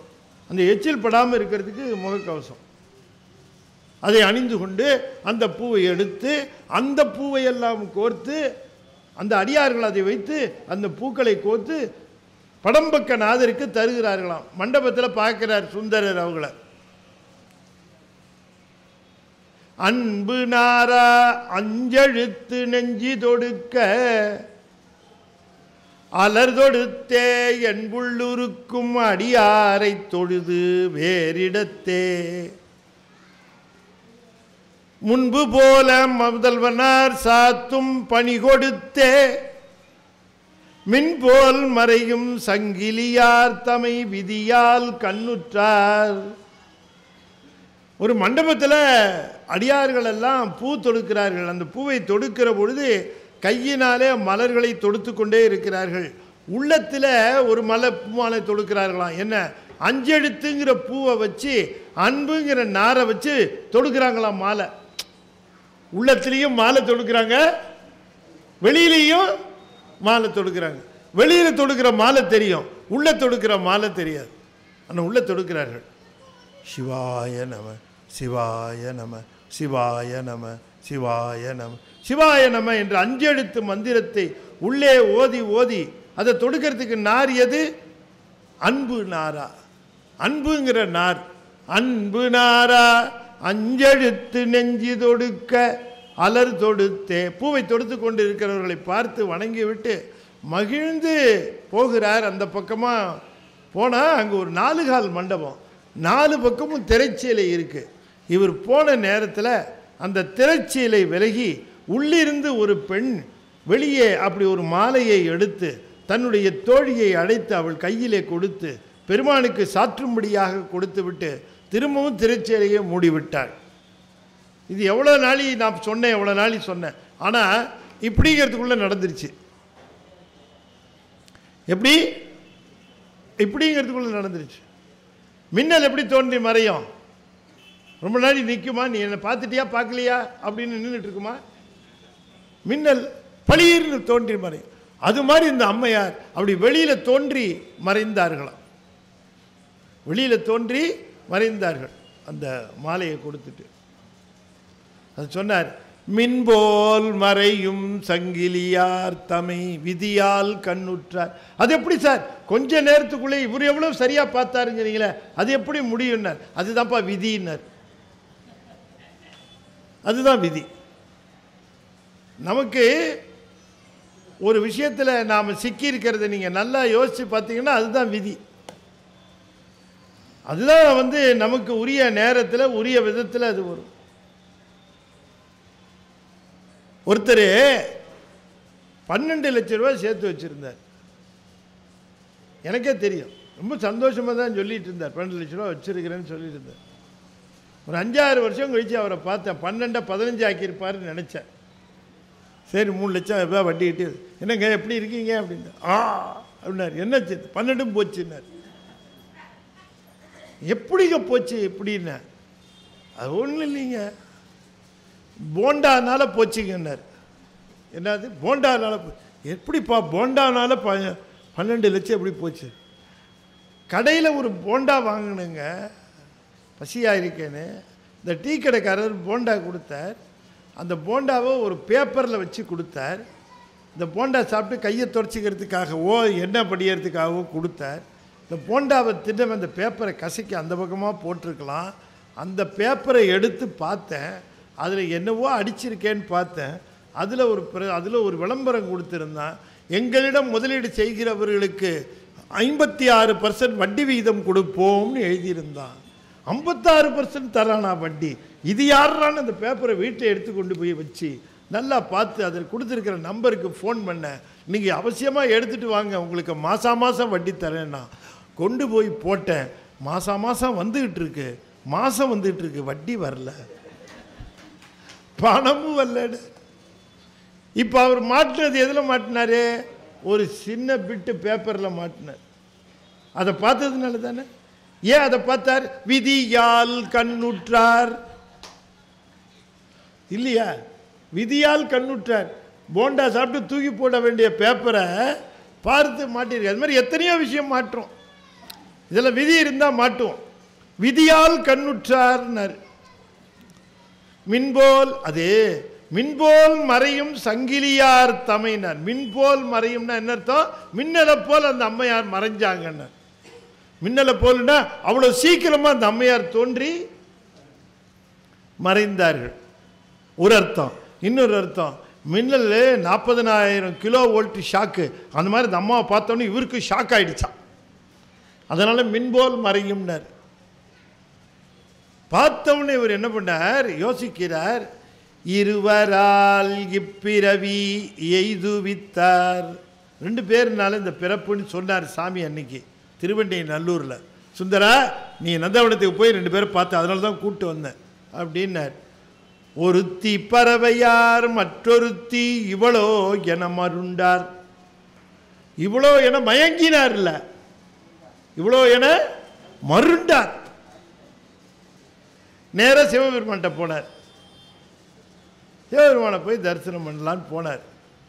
சிவபெருமான் பார்க்குறார், படம்பக்கநாதர் பார்த்தார். இப்போ தானே கும்பிட்டுட்டு போனான், திரும்பவும் வருகிறானே, ஏதாவது விவகாரமோ என்னவோன்னு பார்த்தார். போனவுடனே அவரை பார்த்து, என்ன சுந்தரா, என்ன விஷயம்னார். மங்கை ஒரு பால் மகிழ்ந்ததுவும் அன்றி மணி நீள் முடியின் கண் கங்கை தன்னை கரந்தருளும் காதல் உடை. ஒருத்தரை போய் பார்த்து அவங்களை கூப்பிடுகிற விதத்திலேயே நாம் எதுக்காக வந்திருக்கிறோங்கிற செய்தியை சொல்லிடலாம் இல்லையா? காலங்காத்தால் ஒருத்தரை பார்க்கறதுக்கு 2 பேர் வராங்க. அப்படி வந்தவங்கள வாங்கையா உட்காருங்கன்னுட்டு என்ன சமாச்சாரமாக வந்திருக்கீங்கன்னு கேட்குறாரு இவர். அவங்க 2 பேர் சொல்லுகிறார்கள், வருகிறவர்களுக்கெல்லாம் இல்லை என்னாது வாரி வாரி வழங்குகின்ற வள்ளலே. அப்படின்னா என்ன அர்த்தம்? நாங்களும் ஏதோ டொனேஷனுக்காகத்தான் வந்திருக்கிறோம், அப்படி தானே அர்த்தம். அது இதுக்கு என்ன பேர் தமிழ்லன்னா, கருத்துடை அடைகொழி அணின்னு பேர். கருத்துடை அடைகொழி அணி. அப்போ கருத்துடை அடைகொழி அணின்னா, நான் என்ன கருத்தை சொல்ல வேண்டும் என்று கருதுகிறேனோ அதை அடையாக சொல்லிவிடுவது, அடைமொழியாக சொல்லுவது, அடைமொழியாக சொல்லிவிடுவது. அப்படி சொன்னார். இப்போ இவர் என்ன அடைமொழி சொன்னார் சிவபெருமானுக்கு? படம்பக்க நாதரே, ஒற்றியூர் ஈசனே, அப்படிலாம் சொல்லியிருக்கலாம் இல்லை? முப்புறம் எரித்தவரே, முதுகுன்றம் அமர்ந்தவரே, ஒற்றியூர் அமர்ந்தவரே, அப்படி சொல்லியிருக்கலாம்ல. இவர் என்ன சொன்னார்? அவரை மங்கை ஒரு பால் மகிழ்ந்ததும் அன்றி, தன்னுடைய திருமேனியிலே பாதி பாகத்தை ஒரு பெண்ணுக்கு கொடுத்தது மட்டுமல்லாமல் சிரசின் மேலே மற்றொரு பெண்ணை காதல் மிக வைத்துக் கொண்டு இருக்கிற எங்கள் பெருமானே. இப்போ புரியுதா? கருத்துடைய அடைகொழி அணி. இப்போ அவரை தட்டு அவர் சொன்னார், சுந்தரா உனக்கு என்ன வேணும் அது சொல்லி. இப்போ எதுக்கு இந்த பாயிண்ட் எல்லாம், எதுக்கு இதெல்லாம்?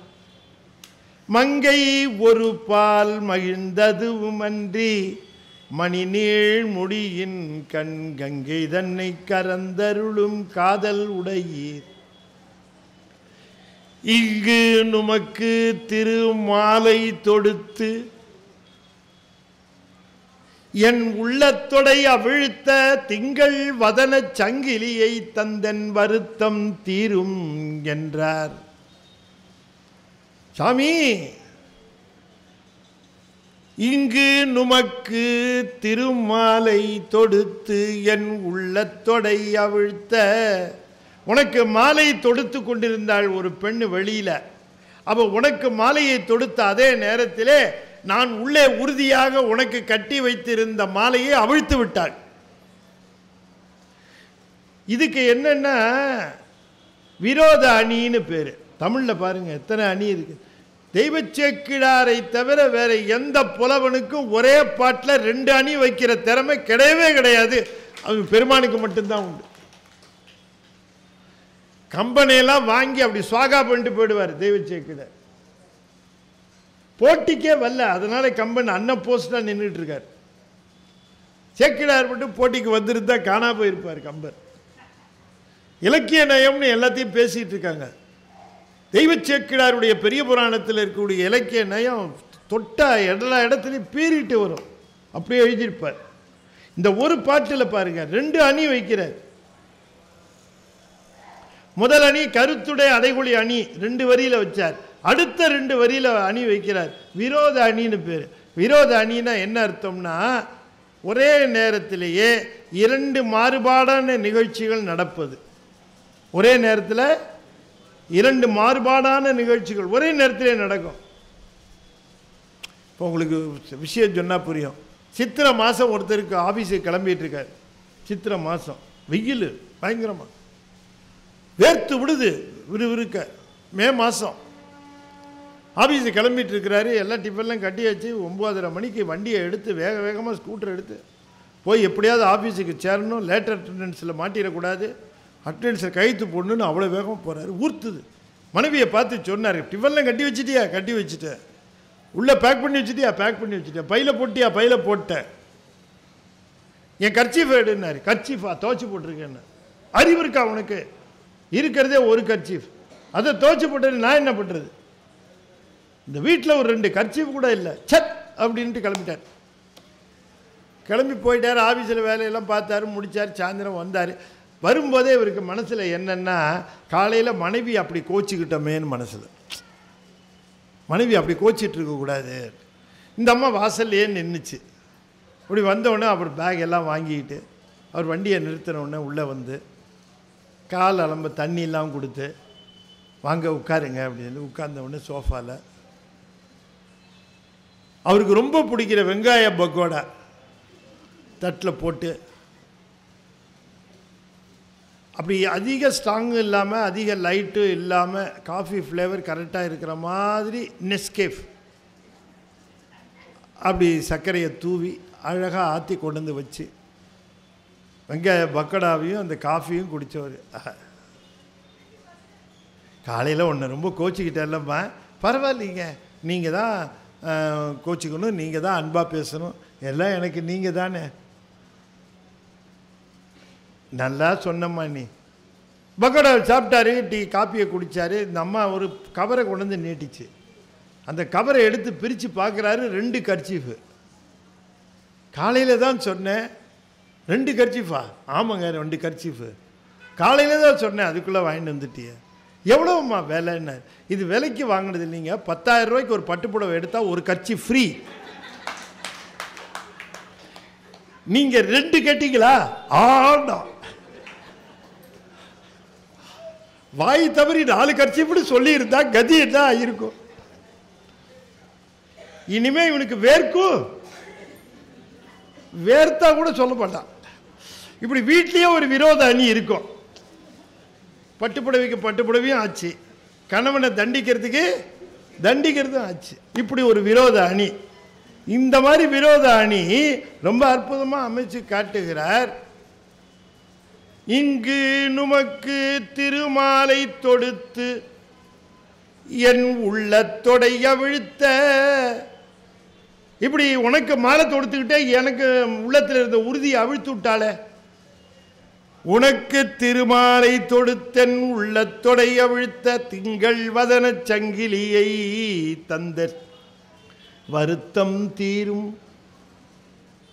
உனக்கு அந்த பெண்ணு வேணும், அவ்வளோதானே, நேராக சொல்ல வேண்டியது தானே. சரி, சங்கிலியோட கனவுல போய், அம்மா மேருமலையின் மேம்பட்ட தவத்தான் அன்று வெண்ணி நல்லூரில் யாமாள உரியான் உன்னை மனம் புரிய விரும்புகிறான். சாமி, நீங்கள் சொன்னால் அதுக்கு ஒன்றும் மறுப்பு இல்லை தான். ஆனால் அவருக்கு ஏற்கனவே திருவாரூரில் கல்யாணம் ஆகிடும்.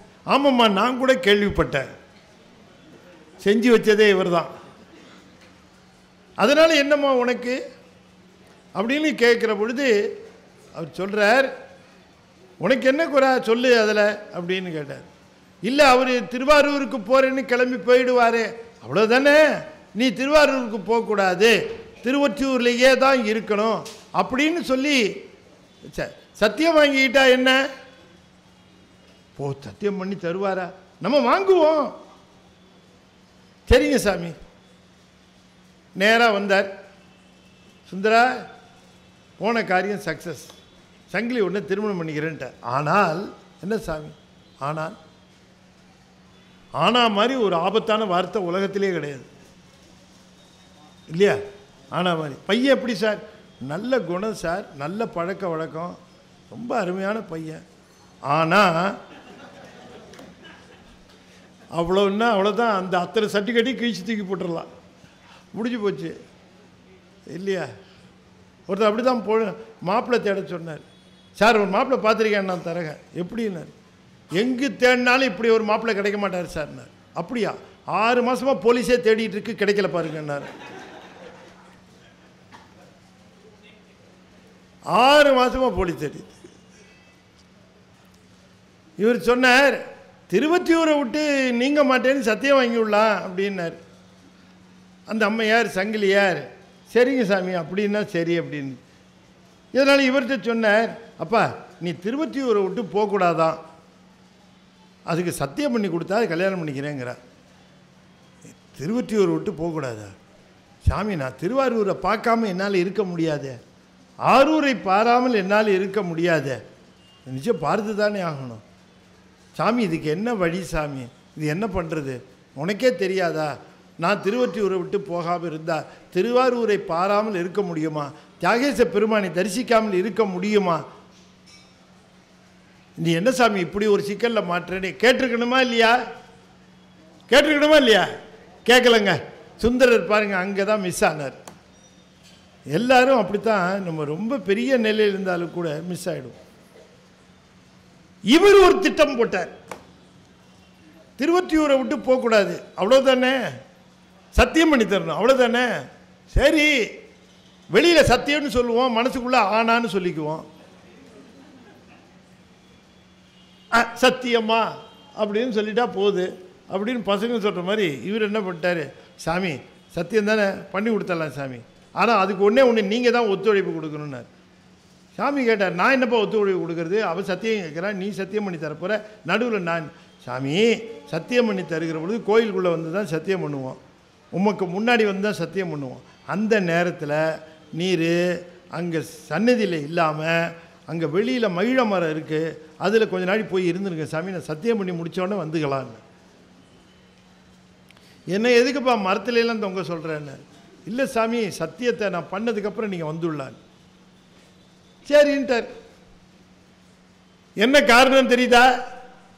சங்கிலிக்கு சத்தியம் பண்ணி கொடுக்கும்போது சாமி அங்கே இல்லை அப்படின்னுட்டு திட்டம் போட்டார்.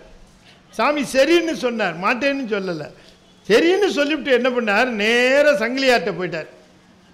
நீ வந்து சத்தியம் கேட்கும்போது எங்களுக்கு வழக்கம் மகிழ மரத்துக்கு கீழே தான் சத்தியம் வாங்கிறது வழக்கம்னு கேட்டுடு அப்படின்ட்டு போயிட்டார். எப்படி போட்டு கொடுத்தார் பாருங்க. இவருக்கு சுந்தரர் எவ்வளவு வேண்டியவராயிருந்தாலும் அங்கேயே தனக்கு பணி செய்து கொண்டிருக்கிற சங்கிலியார் மேல மிகுந்த அன்புடையவர் சிவபெருமான், ஒற்றீசர் பெருமான். அப்படி சட்டுன்னு விட்டு கொடுத்துருவாரோ? பறவை நாச்சியார் எப்படி திருவாரூரை விட்டு விலக மாட்டாரோ அதுபோல சங்கிலி நாச்சியாரும் திருவொற்றியூரை விட்டு விலகவே மாட்டார், நீங்கவே மாட்டார். அந்த பெருமானுக்கு பணிவிடை செய்து அங்கேயே தான் இருப்பார். அதனால தான் அவர் போகும்போது நான் வெளியில் போக முடியாது, ஒற்றியூரை விட்டு என்னால் நீங்க முடியாதுன்னு கேட்டார். அப்போ சுந்தரன் ஒரு பிளான் போட்ட உடனே சாமி என்ன பண்ணுறார், நீயும் நானும் என்னவோ பிளான் பண்ணலாம், அப்பாவியாக இருக்கிற அந்த பொண்ணை ஏமாற்ற முடியுமா, நான் போய் முதல்ல சொல்லிட்டு வரேன், நீ இப்படியே கேளுமா அப்படின்ட்டு போயிட்டார். ஆனால் இவன் இந்த மாதிரி பிளான் பண்ணுறான்லாம் சொல்லலை, நீ மயில மரத்தடியில் சத்தியம் கேட்டுக்காம, சாமியை நான் கேட்டுக்கிறேன். அடுத்த நாள் காலையிலேயே வந்தார், தோடிகளை பார்த்து கேட்டார், உங்கள் தலைவி ஏதோ சத்தியம் பண்ணணுன்னாங்களே, வாங்க கோயிலுக்கு போகலாம் அப்படின்னார். இவருக்கு நல்ல நம்பிக்கை, என்ன சாமி அங்கே இல்லை, வெளியில் தான் இருக்கார், அதனால் நம்ம பண்ணி கொடுக்கலான்ட்டு வாங்க போய் சத்தியம் பண்ணி கொடுக்கலாம் ரொம்ப ஜெனரஸாக சொன்னார். ஆனால் அந்த தோழிகள், உங்களுக்கு ஒரு சின்ன விண்ணப்பம் என்னன்னு, நாங்கள் எப்போது சாமிக்கு முன்னாடிலாம் சத்தியம் பண்ணுற வழக்கம் இல்லை, அப்புறம் நாங்கள் மகிழவரத்துக்கு கீழே தான் சத்தியம் வாங்குவோம், இது எப்பயிலிருந்து யோசிச்சு பார்த்தா நேற்று ராத்திரிலேருந்து இருக்குன்னு நினைக்கிறேன். ப்ளே பண்ணிட்டாரு தெரிஞ்சிருச்சு, சாமி ப்ளே பண்ணிட்டாரு தெரிஞ்சு. இப்போ விட்ரா பண்ண முடியாது, இமேஜ் போயிடும். இல்லை மகிழவரத்த முடியாது, சாமி முன்னாடி தான் சொன்னோம்னா ஏதாவது இந்த என்ன வரும்போதே ஃப்ராடாக இருக்கிறாந்தாள் அப்படின்னு சந்தேகம் வந்துடும். அதனால் சரி இமேஜ் போய்டுமெண்ட்டு, சரி அதனால் என்ன மகிழ மரத்துக்கு அடியிலையே, அதனால் என்ன பண்ணிவிடுவோம் அப்படின்ட்டு மகிழ மரத்து அடிக்கு வந்தார். வந்து சத்தியம் பண்ணி கொடுத்தார், நான் உன்னை திருமணம் செய்த பிறகு ஒற்றியூரை விட்டு நீங்க மாட்டேன் என்று சத்தியம் செய்து தருகிறேன் அப்படின்னு சொல்லிட்டு போயிட்டார். போகும்போது உள்ளே போய் பார்த்தார், புடவை கிடையாது. ரொம்ப ரொம்ப அற்புதமாக விளையாடுறியா, ரொம்ப அழகுப்பா, நீ செய்கிறது தனி அழகு தான், போ அருள் செய்தவாறு அழகு இது அப்படின்ட்டு போயிட்டார். அப்புறம் அங்கே திருமணம் நடந்தது. திருமணம் நடந்து சுவாமி அங்கேயே இருக்கிறார். இந்த அம்மா கண்கொத்தி பாம்பு மாதிரி பார்த்துட்டு இருக்கு. யார்? சங்கிலியார். இவர் எங்கேயாவது திருவாரூரை பற்றி பேசுகிறாரான்னு பார்க்கணும், பேசலை. ஆனால் நினப்பு முழுக்க திருவாரூர் மேலே வந்துருச்சு. ஆரூர் பெருமானே நினைக்கிறார், பத்திமையையும் அடிமையும் கைவிடுவான் பாவியே, பத்திமையும் அடிமையும் கைவிடுவான் பாவியேன், பொத்திய உடல் இது பொருளின்று அறிந்தேன் போய் தொழுவேன்,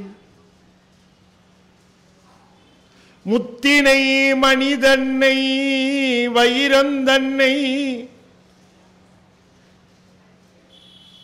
எத்தனை நாள் பிரிந்திருக்கேன் என் ஆரூர் இறைவனையே.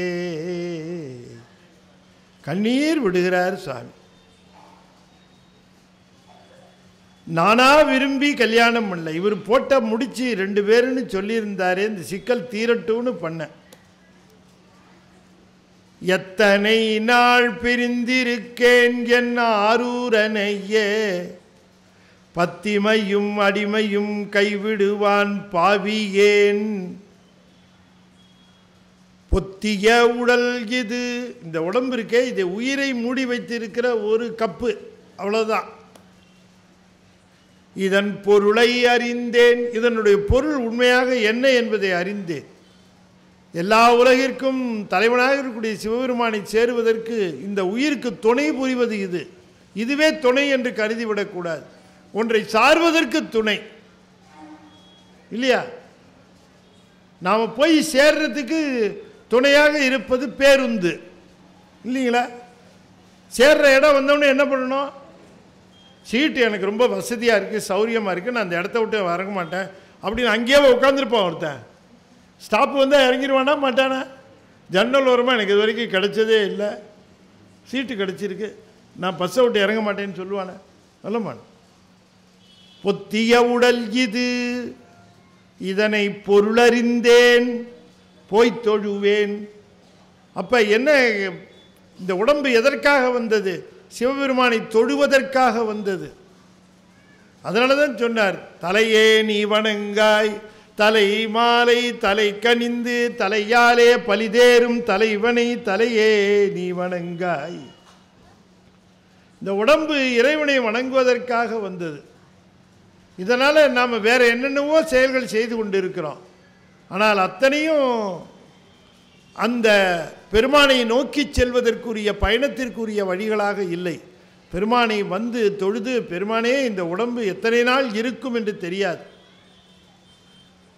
இந்த உடம்பு நீங்கிய பிறகு நான் உம்முடைய திருவடியிலே வந்து சேர்ந்து விட வேண்டும், மீண்டும் பிறப்பு வாராது காத்தல் வேண்டும் என்று வேண்டி நிற்க வேண்டும். பெருமானிடம் அதைத்தான் வேண்டும். இதனை பொருளறிந்தேன் போய் தொழுவேன் முத்தினை மாமணி தன்னை வைரத்தை எத்தனை நாள் பிரிந்திருக்கேன் என் ஆரூர் இறைவனையே. ஏழிசையாய் இசைப்பயனாய் இன்னமுதாய் என்னுடைய தோழனுமாய் யான் செய்த துருசுகளுக்கு உடனாகி. ஏழிசையாய் இசைப்பயனாய் இன்னமுதாய் என்னுடைய தோழனுமாய் யான் செய்த துருசுகளுக்கு உடனாகி. மாழை ஒன் கண் பறவையை தந்தாண்டானை ஏழையேன் பிரிந்திருக்கேன் என் ஆரூர் இறைவனையே. மாழை ஒன்கண் பறவையை தந்தாண்டானை ஏழையேன் பிரிந்திருக்கேன். கண்ணீர் ஊக்குறார். ஏழிசையாய் இசைப்பயனாய் இன்னமுதாய் என்னுடைய தோழனுமாய் யான் செய்த துருசுகளுக்கு உடனாகினார். பாருங்க, சாமி நம்ம கூடவே தான் இருக்கிறார். சாமி நம்ம கூடவே இருக்கிறார், உடனே இருக்கிறார். நம்ம பண்ணுற தப்பெல்லாம் அவர் ஒத்துக்கிட்டு இருக்காரா? நாம் நிறைய தப்பு பண்ணுறோம், கூடவே தானே சார் இருக்கிறாரு அப்படின்னா நல்லா தெளிவாக தெரிந்து கொள்ள வேண்டும். ஒரு அப்பா வந்து பையனை வளர்க்குறாரு, சாப்பாடு போடுறாரு, துணிமணி எடுத்து கொடுக்குறாரு, வீட்டில் வச்சுருக்கிறாரு, படிப்புக்கு எல்லாம் பண்ணார், படித்து முடிச்சுட்டான். அவன் ஊரையெல்லாம் சுற்றிட்டு வரான். ராத்திரி அவன் வரத்துக்கு முன்னாடியே 2 பேர் வந்து நிற்கிறான். உங்கள் பையன் இன்றைக்கி என்ன பண்ணான்னு தெரியுங்களா அப்படின்னு கேட்டு வந்து நிற்கிறான். இப்போ பையன் பண்ணுற குற்றங்களுக்கெல்லாம் அப்பா பொறுப்பா? ஆனால் அவர் தான் சாப்பாடு போடுறார், அவர் தான் துணிமணி எடுத்து கொடுக்குறார், அவர் தான் வீட்டில் இடம் கொடுக்குறார், எல்லாம் பண்ணுறார். ஆனால் பையன் செய்கிற குற்றங்களுக்கு அப்பா பொறுப்பா? இல்லை இல்லை. அதனால தான் சொன்னார், நாம் எத்தனையோ குற்றம் செய்கிறோம், நம்ம கூடவே இருக்கிறார். இந்த உடம்பை கொடுத்தார், உலகத்தை கொடுத்தார், கருவிகளை கொடுத்தார், எல்லாவற்றையும் கொடுத்தார். சிவபெருமான் நம் உடனாக இருக்கிறாரே தவிர நமக்கு உடந்தையாக இல்லை. உடனாக இருத்தல் வேறு, உடந்தையாக இருத்தல் வேறு. உடனாகத்தான் இருக்கிறாரே தவிர உடந்தையாக இல்லை. யான் செய்த துருசுகளுக்கு உடனாகி மாழை ஒன்கண் பறவையை தத்தாண்டானை ஏழையேன் பிரிந்திருக்கேன் என் ஆரூர் இறைவனையே என்று கண்ணீர் உகுத்து திருவாரூர் நினப்பு வந்து, ஆரூர் பெருமான் நினப்பு வந்து அந்த நினைவினாலேயே வருந்தினார் சுந்தரமூர்த்தி சுவாமிகள். என்ன ஆச்சு, ஆரூர் பெருமானை நினைந்து நினைந்து வாடுகிறார். இந்த பதிகம் ஒற்றியூரில் பாடினாலும் இது திருவாரூருக்கு உரியது. அப்படி நினைந்து நினைந்து உருகி கொண்டிருந்தார். ஒரு நாள் என்ன நடந்ததுன்னு நாளைய தினம் நம்ம தொடர்ந்து சிந்திப்போம். இன்றைய தினம் இந்த அளவில் நாம் நிறைவு செய்கிறோம். அடியேன் ஞானத்திரள் என்கிற பத்திரிகையிலே ஆசிரியராக இருக்கிறேன். இதில் நீங்கள் பதிவு செய்து கொண்டால் மாதந்தோறும் உங்கள் வீட்டுக்கு நான் வருவேன். ஒவ்வொரு மாதமும் பத்திரிக்கை வீட்டுக்கு வரும். ஒரு வருடத்திற்கு 250 ரூபா, ஆயுள் முழுக்க வேணும்னா 2500 ரூபா. 12 வருஷம் 13 வருஷமாக வந்திருக்கு, 14வது வருஷம் தொடங்குது. பல வெளிநாடுகளிலும் வாங்குகிறார்கள். இந்த பத்திரிகையை நீங்கள் வாங்கி பார்த்தான்னு தெரியும், 250 ரூபா தான். அப்படிப்பட்ட பத்திரிகைக்கு பதிவு செய்து கொள்ளலாம். இங்கே உதவி ஆசிரியர் வந்திருக்கிறார்கள். அடியன் எழுதிய சில நூல்கள் இருக்கின்றன, வேணுங்கிறவர்கள் பெற்றுக்கொள்ளலாம் என்று சொல்லி இந்த அற்புதமான ஞான வேள்வி அருள்மிகு சொர்ணாம்பிகை உடனாய காரணீஸ்வரர் கோயிலில் நிகழ்கிறது.